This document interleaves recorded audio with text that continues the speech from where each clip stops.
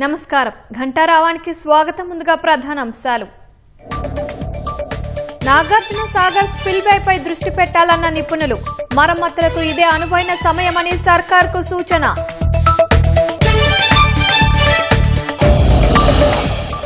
El Niño ప్రభావంతో విద్యుత్ demand పెరగబోతోందన్న Bhatti. సమస్యను ఎదుర్కోవడానికి సన్నద్ధం కావాలని అధికారులకు ఆదేశం. పార్లమెంటు సమావేశాల నేపథ్యంలో ఇవాళ అఖిలపక్ష సమావేశం. వాంగ్చుక్ దీక్ష సహా అయోధ్య విరాళాల చోరీపై చర్చకు అవకాశం. ఇరాన్తో యుద్ధంలో అమెరికాకు గట్టి ఎదురుదెబ్బ. క్షిపణి డ్రోన్ దాడుల్లో 2 యుఎస్ఏ సైనికులు మృతి.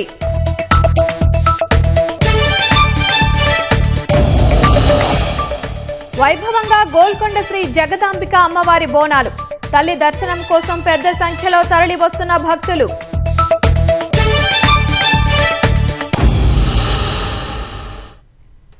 ఎల్నినో ప్రభావంతో వర్షాభావ పరిస్థితులు తలెత్తే అవకాశం ఉన్నందున భవిష్యత్తులో పెరిగే విద్యుత్ డిమాండ్ను తట్టుకునేందుకు అప్రమత్తంగా ఉండాలని ఉప ముఖ్యమంత్రి భట్టి విక్రమార్క అధికారులను ఆదేశించారు. ఎలాంటి పరిస్థితుల్లోనూ విద్యుత్ సరఫరాలో అంతరాయాలు తలెత్తకుండా ప్రజలకు నాణ్యమైన కరెంటును అందించేందుకు కార్యాచరణ ప్రణాళికలను సిద్ధం చేసుకోవాలని సూచించారు. విద్యుత్పై హైదరాబాద్లోని ఎన్పీడీసీఎల్ కార్యాలయంలో భట్టి సమీక్ష నిర్వహించారు. 108 తరహాలో ప్రారంభించిన పవర్ అంబులెన్స్ సేవలను రాష్ట్ర వ్యాప్తంగా విస్తరించాలని అధికారులను ఆదేశించారు. గ్రేటర్ హైదరాబాద్లో భూమి కొరత దృష్ట్యా ఫ్లైఓవర్ల కింద సబ్ స్టేషన్ల ఏర్పాటుకు మున్సిపల్ శాఖతో సమన్వయం చేసుకోవాలని సూచించారు. ప్రభుత్వ శాఖల నుంచి రావాల్సిన విద్యుత్ బకాయిల వసూళ్లపై దృష్టి సారించాలన్నారు. రెవెన్యూ వసూళ్ల ప్రక్రియను వేగవంతం చేసి సంస్థల్లో ఆర్థిక క్రమశిక్షణను పెంపొందించాలని స్పష్టం చేశారు. ఎల్నినో ప్రభావంతో తీవ్రమైన వర్షాభావ పరిస్థితుల నేపథ్యంలో సోమవారం నుంచి జలసిరి కార్యక్రమం చేపట్టనున్నట్లు పంచాయతీరాజ్ శాఖ మంత్రి సీతక్క వెల్లడించారు. ఉపాధి హామీ పథకంలో భాగంగా జలసిరి కార్యక్రమం చేపడతామని తెలిపారు. ఇంటికో ఇంకుడు గుంత, ఊరుకో ఊటకుంట, ప్రతి పంటకు పంటకుంట నిర్మిస్తామని చెప్పారు. ప్రతి నీటి బొట్టును ఒడిసిపట్టేలా కార్యక్రమాలు చేపడతామన్నారు. ప్రస్తుత వర్షాభావ పరిస్థితుల్లో ఆరుతడి పంటలపై రైతులు దృష్టి సారించాలని మంత్రి సూచించారు. శాస్త్రవేత్తల సూచనలను పాటిస్తూ రైతుల సాగు విధానాల్లో మార్పులు చేసుకోవడం అత్యంత ఆవశ్యకమని మంత్రి వివేక్ వెంకటస్వామి అన్నారు. ఎల్నినో తీవ్రంగా ఉండడంతో మరి పంటలు పండే పరిస్థితి లేదు కాబట్టి రైతాంగానికి, రాష్ట్ర ప్రజలకందరికీ మా విజ్ఞప్తి, ముఖ్యంగా ఆరుతడి పంటలు వేసుకోవడం మూలంగా రైతాంగం నష్టపోకుండా ఉంటుంది కాబట్టి వర్షాభావ పరిస్థితులలో మరి వర్షాధారిత పంటలు వేయడం మూలంగా రైతాంగానికి నష్టం జరుగుతుంది. దయచేసి పంట మార్పిడికి రండి, ఆరుతడి పంటలు వేసుకొని మరి వాటి ద్వారా కూడా ఆదాయాన్ని పెంచుకునేటువంటి అవకాశాలను సృష్టించుకోవాలని కోరుకుంటూ, అదేవిధంగా ఈ ఎల్నినో ప్రభావంలో నీటి ఎద్దడి తలెత్తకుండా ఉండేందుకు గాను మరి ముఖ్యమంత్రి గారి ఆదేశాలనుసారం రాష్ట్రంలో జలశ్రీ కార్యక్రమాన్ని కూడా సోమవారం నుంచి ప్రారంభిస్తున్నాం. క్షేత్రస్థాయిలో ఎల్నినో ప్రభావాన్ని తెలుసుకోవడంతో పాటు రైతుల్లో చైతన్యం కలిగించేందుకు ఈ నెల 20న నిర్వహించనున్న జిల్లా స్థాయి సమావేశాల నిర్వహణపై కలెక్టర్లు ప్రత్యేక చర్యలు తీసుకోవాలని సీఎస్ సంజయ్ జాజు ఆదేశించారు. జిల్లా కలెక్టర్లు ప్రత్యేక అధికారులతో సీఎస్ సంజయ్ జాజు వీడియో కాన్ఫరెన్స్ ద్వారా సమీక్షించారు. వర్షాభావ పరిస్థితులు వ్యవసాయంపై చూసే ప్రభావంపై రైతులకు విస్తృత అవగాహన కల్పించడమే సమావేశాల ప్రధాన ఉద్దేశమని సీఎస్ పేర్కొన్నారు. ఎల్నినో ప్రభావాన్ని అంచనా వేసి ప్రభుత్వం తీసుకోవాల్సిన చర్యలను సిఫార్సు చేసేందుకు నిపుణుల కమిటీ ఏర్పాటైంది. కేబినెట్ నిర్ణయం మేరకు కమిటీని ఏర్పాటు చేస్తూ వ్యవసాయ శాఖ జారీ చేసింది. వర్షాలు కురవకపోతే వరుణ దేవుడిని ప్రసన్నం చేసుకునేందుకు సాధారణంగా కప్పల పెళ్లిళ్లు, భజనలు చేయడం వంటి ఆచారాలు గ్రామాల్లో ఉంటాయి. మధ్యప్రదేశ్ రాజధాని నగరమైన భోపాల్లో స్థానికులు మాత్రం వరుణ దేవుడికి విభిన్నంగా పూజలు చేశారు. శనివారం పూలమాలలతో అలంకరించిన గాడిదలకు గులాబ్ జామున్లు విందు ఏర్పాటు చేసి మంచి వర్షాలు కురవాలని కోరుకున్నారు. ఎల్నినో ప్రభావంతో ఈ ఏడాది దేశంలోని పలు ప్రాంతాలు వానల కోసం ఎదురుచూస్తున్నాయి. ఈ సీజన్లో మధ్యప్రదేశ్ వ్యాప్తంగా 35 జిల్లాల్లో సాధారణంగా కంటే తక్కువ వర్షపాతాలు నమోదైనట్లు భోపాల్ ఐఎండీ శాస్త్రవేత్త సాహు తెలిపారు.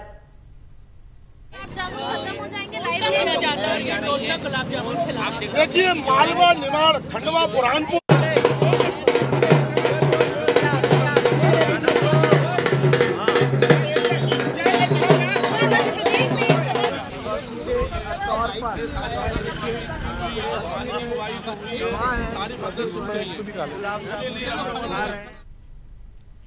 ఏడు దశాబ్దాల చరిత్ర కలిగిన నాగార్జున సాగర్ ఆనకట్ట స్పిల్వే వద్ద పదే పదే ఏర్పడుతున్న గుంతలు ఆందోళన కలిగిస్తున్నాయి. ఇన్నాళ్లు సాగునీటి సరఫరాకు అంతరాయం కలుగుతుందనే కారణంతో అధికారులు తాత్కాలిక మరమ్మతులకే పరిమితమయ్యారు. జలాశయంలో ప్రస్తుత నీటి మట్టం కనిష్ట స్థాయికి చేరువలో ఉంది. సాగునీటి సరఫరాను పూర్తిగా నిలిపివేశారు. ఈ పరిస్థితిని అనువుగా మార్చుకుని స్పిల్వే పనులకు శాశ్వత పరిష్కారం చూపేందుకు అనువైన సమయమని నిపుణులు అభిప్రాయపడుతున్నారు. 7 దశాబ్దాల చరిత్ర కలిగిన నాగార్జున సాగర్ జలాశయ స్పిల్వే ప్రాంతం వద్ద తరచూ గుంతలు ఏర్పడుతున్నాయి. దీని మరమ్మతుల నిర్వహణ విషయంలో అధికారులు తర్జన భర్జన పడుతున్నారు. ఎన్నాళ్లు స్పిల్వేపై శాశ్వత మరమ్మత్తు పనులు మొదలుపెడితే 5 రాష్ట్రాల సాగునీటి సరఫరాలో అంతరాయం ఏర్పడుతుందని తాత్కాలిక పనులతోనే సరిపెట్టారు. ప్రస్తుతం వర్షాభావ పరిస్థితుల దృష్ట్యా ప్రాజెక్టులో కనిష్ట స్థాయికి 3 అడుగుల దూరంలో నీటి మట్టం చేరుకుంది. సమృద్ధిగా వర్షాలు కురిస్తే తప్ప కుడి ఎడమ కాలువలకు వరద నీరు విడుదల చేసే అవకాశాలు లేవు. కృష్ణానదికి మహారాష్ట్ర, కర్ణాటక నుంచి వచ్చే వరద నీటితో శ్రీశైలం జలాశయం పూర్తిస్థాయి నీటి మట్టానికి చేరుకున్నాకే సాగర్కి నీరొస్తుంది. కృష్ణానది ఉపనదులు తుంగభద్ర, భీమా, మున్నేరు, పాలేరు ప్రాంతాల్లో వరద నీరు కూడా వచ్చి చేరితే సాగర్ నిండుకుండలా మారుతుంది. ఎల్నినో ప్రభావంతో కరువు పరిస్థితులున్న నేపథ్యంలో యుద్ధ ప్రాతిపదికన స్పిల్వేపై శాశ్వత మరమ్మతు పనులు చేసేందుకు ఇదే అనువైన సమయమని నిపుణులు యోచిస్తున్నారు. గత ఏడాది ఇదే సమయంలో సుమారు 70 టీఎంసీల మేర వరద నీరు ఎగువ ప్రాంతం నుంచి సాగర్కు వచ్చి చేరింది. సాగర్లో ప్రస్తుతం 513.50 అడుగుల మేర నీరు ఉంది. కనిష్ట స్థాయి నీటిమట్టం 510 అడుగులు మాత్రమే. అంటే 3 అడుగుల మేర దాదాపు 6 టీఎంసీల నీరు మాత్రమే ప్రస్తుతం అందుబాటులో ఉంది. ఈ నీరు మొత్తం హైదరాబాద్తో పాటు నల్గొండలోని వివిధ ప్రాంతాల తాగునీటి అవసరాలకు మాత్రమే వినియోగించాలని అధికారులు నిర్ణయించారు. ఆగస్టు మొదటి వారంలో మరోసారి శివం కమిటీ సమావేశం తర్వాత సాగునీటి కేటాయింపులపై తుది నిర్ణయాలు తీసుకునే అవకాశం ఉంది. సాగర్ జలాశయ గరిష్ట నీటి మట్టం 590 అడుగులు కావడంతో అదనంగా వచ్చిన నీటిని ఆనకట్ట క్రస్ట్ గేట్ల ద్వారా దిగువకు విడుదల చేస్తారు. ఇలా నీరు వెళ్లడం కోసం స్పిల్వేను నిర్మించారు. జలాశయానికి 585 అడుగుల వరకు నీటిని నిల్వ చేస్తూ అదనంగా వస్తున్న నీటిని ఆధారంగా చేసుకుని స్పిల్వే ద్వారా దిగువకు వదులుతారు. సుమారు 600 అడుగుల ఎత్తు నుంచి ఒత్తిడితో వస్తున్న నీటి ఉధృతి కారణంగా స్పిల్వేకు గుంతలు పడుతున్నాయి. 2014 సంవత్సరం కంటే ముందొచ్చిన భారీ వరద నీటి కారణంగా పెద్ద గుంతలు పడ్డంతో ప్రభుత్వం సుమారు 40 కోట్ల రూపాయల వ్యయంతో మరమ్మతులు చేసింది.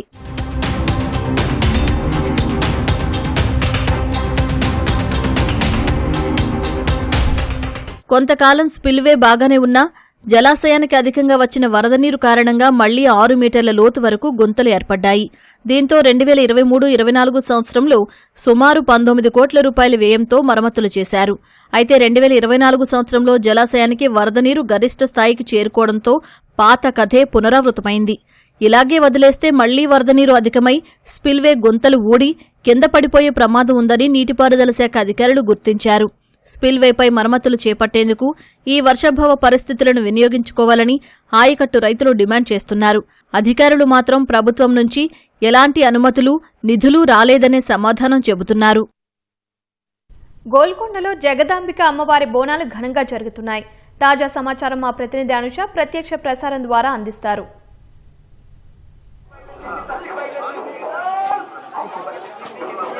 గోల్కొండ జగదాంబిక అమ్మవారికి రెండో బోనం ఉత్సవాలు అయితే ఘనంగా కొనసాగుతున్నాయి. ఉదయం నుంచి కూడా ఎక్కువ సంఖ్యలో అయితే భక్తులు వచ్చి అమ్మవారికి బోనాలు సమర్పిస్తున్నారు, నైవేద్యాలు సమర్పిస్తున్నారు. క్రమక్రమంగా అంటే గంటలు గడుస్తున్న కొద్దీ అయితే ఇక్కడ భక్తుల రద్దీ అయితే విపరీతంగా పెరిగిపోతుంది. ఉదయం వేళల్లో కాస్త తక్కువగా ఉన్నప్పటికీ ఇప్పుడైతే విపరీతంగా అయితే భక్తులు వచ్చి తమ మొక్కులను అయితే చెల్లించుకుంటున్నారు. ప్రస్తుతం మనము నాగమ్మ ఆలయం వద్ద ఉన్నాం. ఒక్కసారి ఇక్కడ చూస్తే కూడా వేల సంఖ్యలో వచ్చిరని అయితే చెప్పుకోవచ్చు. ఎందుకనంటే ఈ రోజు అంటే అమ్మవారికి శ్రీ జగదాంబిక అమ్మవారికి అయితే 9 బోనాలు చేస్తారు, అంటే 9 పూజలు అందిస్తారు. సో మొన్న గురువారం నాడు ఏదైతే అఫీషియల్ గా మొదటి బోనం ఎక్కించారో ఈసారి మాత్రం ఈ రోజు ఆదివారం రోజు రెండో బోనం అయితే ఈ ఉత్సవాలు ఎంతో ఘనంగా ఎంతో వేడుకగా అయితే జరుగుతున్నాయి. చాలా మంది ఆదివారం రోజునే బోనాలని ఎక్కించడానికి ఇష్టపడుతుంటారు, ఎందుకంటే అమ్మవారికి ఇష్టమైన రోజుగా భావిస్తుంటారు. లేదంటే నార్మల్గా అమ్మవార్లు అంటేనే ఆదివారం పూటల ఎక్కువగా అమ్మవార్లను అయితే కొలుస్తుంటారు. సో ఈ ఆదివారం రోజున చాలా మంది కూడా ఉద్యోగాలకు వెళ్ళే వారికి కూడా సెలవులు ఉండడంతో అయితే పెద్ద సంఖ్యలో అందరూ వచ్చి ఇక్కడ కుటుంబ సమేతంగా వచ్చేసి ఇక్కడ బోనాలు చేసి ఇక్కడే బోనాలు చేసి అమ్మవార్లకైతే సమర్పిస్తూ ఉన్నారు. అయితే గోల్కొండ పైనకి వెళ్ళేవారు పైనకి వెళ్తున్నారు. ఇక్కడ అక్కడికి అంత ఎత్తు ఎక్కలేని వారు మాత్రం ఇక్కడే నాగమ్మ ఆలయం వద్దని ఇక్కడ అమ్మవారికి నైవేద్యం సమర్పించి అయితే తమ ముక్కులను అయితే చెల్లించుకుంటున్నారు. సో ఇక్కడైతే ఒక పండగ, గోల్కొండ కోటలో అయితే ఒక పండగ వాతావరణం అయితే నెలకొంది. ఎప్పుడు టూరిస్టులతో కిటకిటలాడే ఈ ప్రాంతం అంతా ఈ రోజు మాత్రం భక్తులతో అయితే కిటకిటలాడుతుంది. మొత్తం ఈ గోల్కొండ కోట మొత్తం కూడా ఒక ఆధ్యాత్మిక శోభ అలుముకుందని అయితే చెప్పవచ్చు. సో ఎంతో సాంప్రదాయమైన వస్త్రాల్లో ఆడపడుచులందరూ బోనాన్ని ఎత్తుకొని వస్తుంటే అయితే గోల్కొండ ప్రాంతం అంతా అయితే ఎంతో ఆధ్యాత్మిక శోభనైతే సంతరించుకుందని అయితే చెప్పవచ్చు. సో అమ్మవారికి కృతజ్ఞతగా అమ్మవారు తమని చల్లగా చూడాలనే ఉద్దేశంతో అయితే ప్రతి ఏటా కూడా బోనాలను అయితే సమర్పిస్తూ ఉంటారు. సో బోనం అంటే అంటే గ్రామాలని కాపాడే తల్లులు అనే అర్థం అమ్మవార్లు అంటే. సో ఆ అమ్మ చల్లగా చూస్తేనే అందరూ కూడా సుభిక్షంగా ఉంటారు, ఊర్లలో మంచి జరుగుతుంది, ఆయుర ఆరోగ్యాలతో ఉంటారు అనే ఉద్దేశంతో కూడా చాలామంది బోనాలను అయితే సమర్పిస్తుంటారు.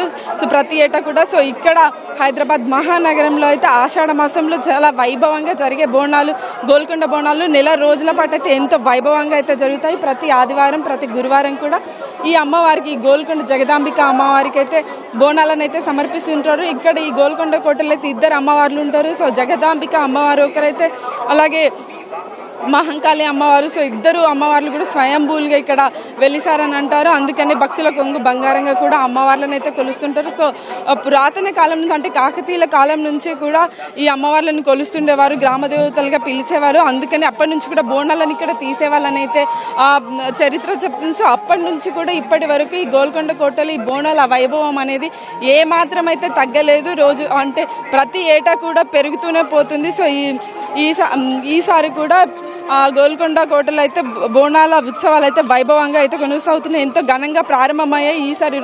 ఈ రోజు రెండో బోనం అయితే అమ్మవారికి అయితే ఎక్కిస్తున్నారు. సో పెద్ద సంఖ్యలో అయితే భక్తులు అయితే వివిధ ప్రాంతాల నుంచి అయితే వస్తున్నారు. సో భక్తుల రద్దీ దృష్ట్యా కూడా ఇక్కడ అన్ని రకాల ఏర్పాట్లు చేశారు. సో 100 మీటర్లకు ఒక వాటర్ క్యాంపు, అలాగే మెడికల్ క్యాంపుని కూడా పెట్టారు. సో అడుగునా కూడా మానిటరింగ్ అయితే ఉంది, పోలీస్ మానిటరింగ్ అయితే ఉంది. సో బ్యారికేడ్లు అంటే ఎక్కువ మంది చిన్నపిల్లలు, పెద్దవాళ్ళు అందరూ కుటుంబంతో సహా వస్తుంటారు కాబట్టి ఎలాంటి ఇబ్బంది లేకుండా కూడా బ్యారికేడ్లని ఏర్పాటు చేశారు, క్యూ లైన్స్ని ఏర్పాటు చేశారు. సో మొత్తంగా అయితే అన్ని భద్రతా ఏర్పాట్లు అయితే ఎంతో మంచిగా అయితే సాగుతున్నాయి. సో ఇప్పటి వరకు అయితే చాలా ప్రశాంతంగా అయితే ఈ బోనాల ఉత్సవాలు అయితే ఎంతో ఘనంగా సాగుతున్నాయి అని అయితే చెప్పవచ్చు. ఒక్కసారి గోల్కొండ చరిత్రను కూడా చూసుకుంటే అయితే ఈ అమ్మవార్లు అయితే ఎంతో మహిమాన్వితమైన అమ్మవార్లని కూడా అంటుంటారు. సో ఈ అమ్మవార్లని కొలిస్తే అయితే ఈ నగరం అంతా కూడా సుభిక్షంగా ఉంటుంది అనే ఉద్దేశంతో కూడా ప్రతి ఏటా కూడా ఎంతో పెద్ద ఎత్తున ఈ బోనాలను అయితే నిర్వహిస్తుంటారు. సో నగరంలో జరిగే బోనాలలో గోల్కొండ బోనం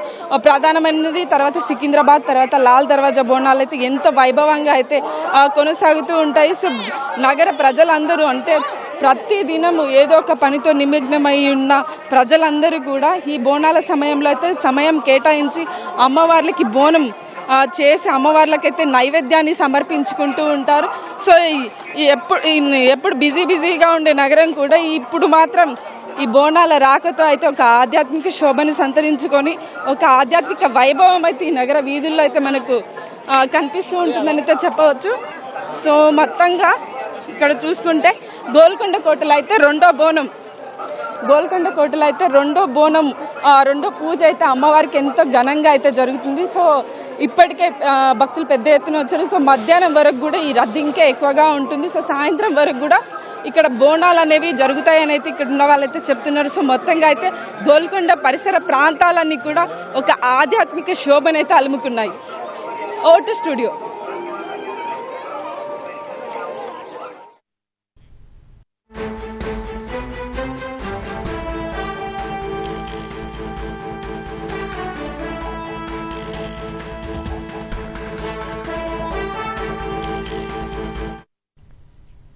భారత స్టార్ షట్లర్ పివి సింధు చరిత్ర సృష్టించింది. Japan Open super 750 badminton tournament title విజేతగా నిలిచింది. ఫైనల్లో జపాన్కు చెందిన అకానే యమగుచిని ఓడించింది. 21-17, 21-17 తేడాతో వరుస గేముల్లో గెలిచి ప్రత్యర్థిని మట్టి కరిపించింది. ఈ విజయంతో జపాన్ ఓపెన్ టైటిల్ను సొంతం చేసుకున్న తొలి భారత మహిళా షట్లర్లాగా సింధు అవతరించింది.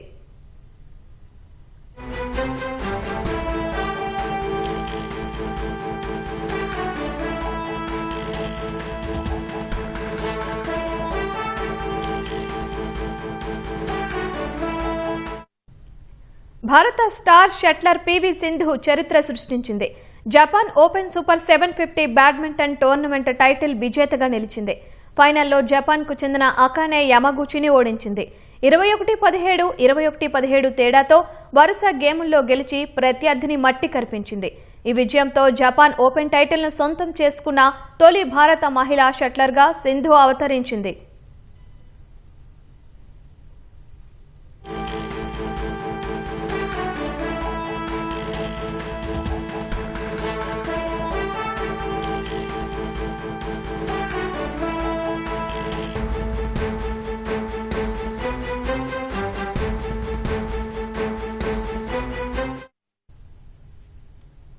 హైదరాబాద్లోని మెహదీపట్నం విజయనగర కాలనీలో అపార్ట్మెంట్లో రాత్రి అగ్ని ప్రమాదం చోటు చేసుకుంది.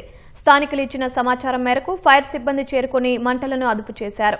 సకాలంలో స్పందించడంతో ప్రాణ నష్టం తప్పింది. షార్ట్ సర్క్యూట్ కారణంగా అగ్ని ప్రమాదం జరిగినట్లు అధికారులు భావిస్తున్నారు. భారీ మంటలతో ఇంట్లో సామగ్రి మొత్తం కాలిపోయింది. తాజా పరిస్థితిని మా ప్రతినిధి సూరిబాబు అందిస్తారు. విజయనగర కాలనీ మదీనా మసీద్ ఆపోజిట్లోని అపార్ట్మెంట్లో నైట్ అగ్ని ప్రమాదం జరిగింది. దాదాపు 8 గంటల ప్రాంతంలో అగ్ని ప్రమాదం జరిగింది. వేకువజామున 3 వరకు కూడా ఫైర్ సిబ్బంది అందరూ కూడా ఇక్కడ చేరుకుని మంటలను అదుపులోకి తెచ్చారు. మనం విజువల్స్లో కూడా స్పష్టంగా చూసుకోవచ్చు. మొత్తం కూడా వీళ్ళింట్లో ఉన్న వస్తువులన్నీ కూడా కాలిపోయిన పరిస్థితి. దాదాపుగా ఆ సమయంలో 10 మంది వరకు ఇంట్లో నివసిస్తున్నట్లు కూడా ఈ అపార్ట్మెంట్కి చెందిన స్థానికులు అలాగే ఇరుగు పొరుగు వారు కూడా మనకు చెప్పారు. అయితే మొత్తం కూడా మనం విజువల్స్లో చూసుకున్నట్లయితే ఇంటికి సంబంధించి వస్తువులతో పాటు ఫెన్సింగ్ మొత్తం కూడా వాళ్ళు ఏదైతే తయారు చేసుకుంటారో అంతా కూడా ఖాళీ బూడిదైపోయిన పరిస్థితి ఉంది. అలాగే ఇంటీరియర్ సామాన్లు సోఫా సెట్లు కావచ్చు, ఫ్రిడ్జ్లు ఇవన్నీ కూడా కాలిపోయిన పరిస్థితి మన విజువల్స్లో కూడా చోటు చేసుకున్నాయి. అయితే ఘటనాస్థలికి స్థానికులు ఇచ్చిన సమాచారం మేరకు వెంటనే ఇక్కడికి ఫైర్ సిబ్బంది చేరుకున్నారు. చేరుకుని మొత్తం కూడా అదుపు చేసేందుకు ప్రయత్నం చేశారు. అయితే ఎలాంటి ప్రాణ నష్టం జరగలేదని, ఈ ఫైర్ యాక్సిడెంట్ జరిగేటప్పుడు 7 అపార్ట్మెంట్లో ఉన్నారని కూడా పోలీసులు అయితే స్థానికంగా సమాచారం ఇచ్చారు. దాదాపుగా మొత్తం 4 ఫైర్ ఇంజన్లు, 20 మందికి పైగా ఫైర్ ఆఫీసర్లు, డిఆర్ఎఫ్ వెంటనే స్పాట్కు చేరుకోవడంతో మంటలను అదుపు చేయగలిగామని, ప్రాణ ఆస్తి నష్టం తగ్గించేందుకు జరగకుండా చూసేందుకు కృషి చేశామని కూడా ఇటు ఫైర్ అధికారులు చెప్పారు. అయితే షార్ట్ సర్క్యూట్ కారణంగానే ఫైర్ యాక్సిడెంట్ జరిగిందని కూడా వాళ్ళు ప్రాథమికంగా వెల్లడించారు.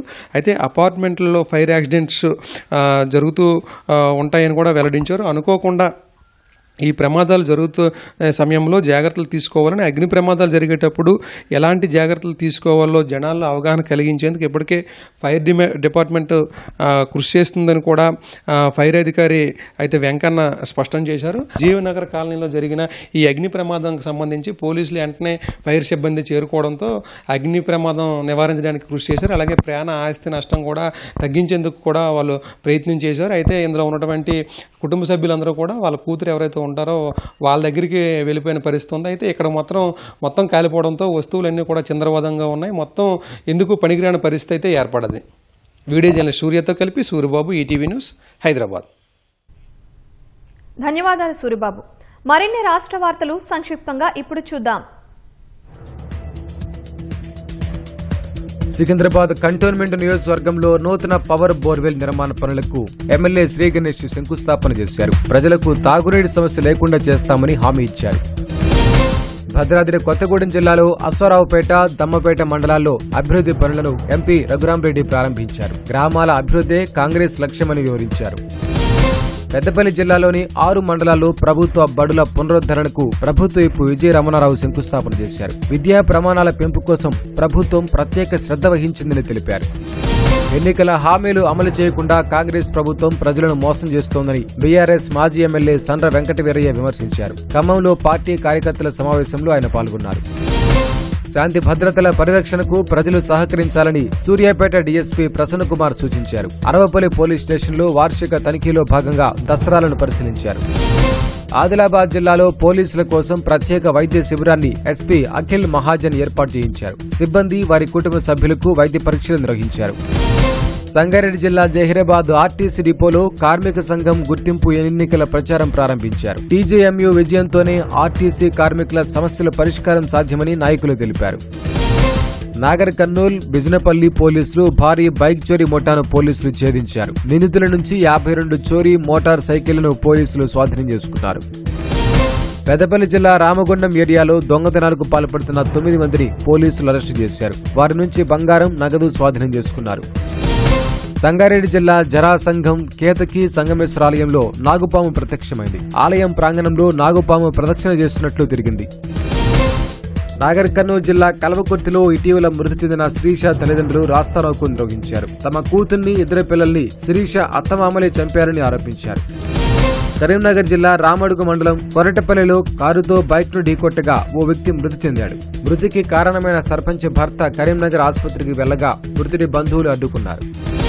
సికింద్రాబాద్ హస్మత్పేటలో మూతపడిన గోదాంలో అగ్ని ప్రమాదం సంభవించింది. అగ్నిమాపక సిబ్బంది ఘటనా స్థలానికి చేరుకుని మంటలు అదుపులోకి తెచ్చారు. శంషాబాద్ సమీపంలోని ఓఆర్ఆర్ వద్ద ఓ కారు అదుపు తప్పి ప్రమాదానికి గురై ఒకరు చనిపోగా మరో 2 గాయపడ్డారు. వారిని శంషాబాద్ ఆసుపత్రికి తరలించారు. సంగారెడ్డి జిల్లా సుల్తాన్పూర్ ఓఆర్ఆర్ పై వాహనం అదుపు తప్పి డివైడర్ ఢీకొని మరో వాహనంపై బోల్తా కొట్టింది. ఈ ఘటనలో 2 మృతి చెందగా 4కి తీవ్ర గాయాలయ్యాయి. ఖమ్మం జిల్లా మధిరలోని శ్రీస్వామి అయ్యప్ప దేవాలయంలో శ్రీ వారాహి గుప్త నవరాత్రులు వైభవంగా నిర్వహించారు. ఆ కార్యక్రమంలో భక్తులు అధిక సంఖ్యలో పాల్గొన్నారు. హైదరాబాద్ అత్తాపూర్ ఇస్కాన్ ఆధ్వర్యంలో శ్రీ జగన్నాథుని రథయాత్ర కన్నుల పండుగగా సాగింది. కార్యక్రమంలో పెద్ద సంఖ్యలో భక్తులు పాల్గొని స్వామివారి ఆశీర్వాదాలు పొందారు.